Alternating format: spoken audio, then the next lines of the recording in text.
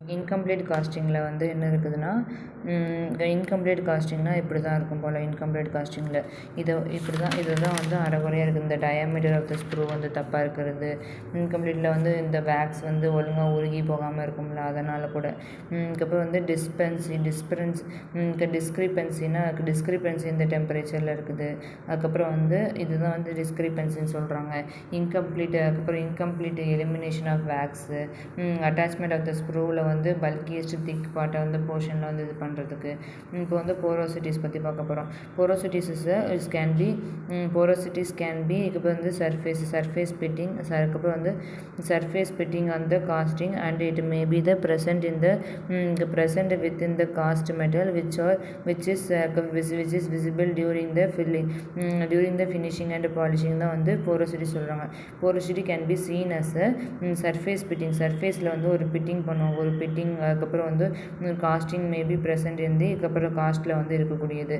It will be categorized by the solidification effect, porosity of the gas, அதுக்கப்புறம் வந்து porosity of the gas, அதுக்கப்புறம் வந்து back ப்ரெஷருன்னு இருக்குது. Back pressure அந்த மாதிரிலாம் இருக்குது. இப்போ வந்து போரோசிட்டிஸ் பற்றி பார்க்க போகிறோம். போரோசிட்டிஸில் வந்து என்ன சொல்கிறாங்கன்னா, இந்த porosities can be the surface pitting. அதுக்கப்புறம் வந்து porosities can be the surface pitting. This casting must be duct to the cast. It will be the visible during the finishing and polishing பண்ணையில் இந்த போரோசிட்டி வந்து அதுக்கப்புறம் வந்து ஒரு விசிபிளாக இருக்கும். They are the categorized to the solidified போரோசிட்டினா வந்து லோக்கலைஸ்டு ஸ்ட்ரிங்கேஜ் போரோசிட்டின்னு சொல்கிறாங்க. அதுக்கப்புறம் வந்து சப்சர்ஃபேஸ் போரோசிட்டி, அதுக்கப்புறம் மைக்ரோ போரோசிட்டின்னு இருக்குது. நெக்ஸ்ட்டு வந்து போரோசிட்டி டியூ டு த கேஸஸில் வந்து பின்ஹோல் போரோசிட்டி, அதுக்கப்புறம் இன்க்ளூஷன் போரோசிட்டின்னு இருக்குது. பின்ஹோல் மாதிரி இருக்கும், கேஸ் வந்து இன்க்ளூஷன் ஆகியிருக்கிற போரோசிட்டி.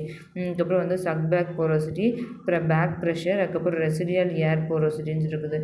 இப்போ ரெசிடியல் ஏர் வந்து அதில் அதிகமாக இருக்கக்கூடியது. இதெல்லாம் வந்து இதாக இருக்குது.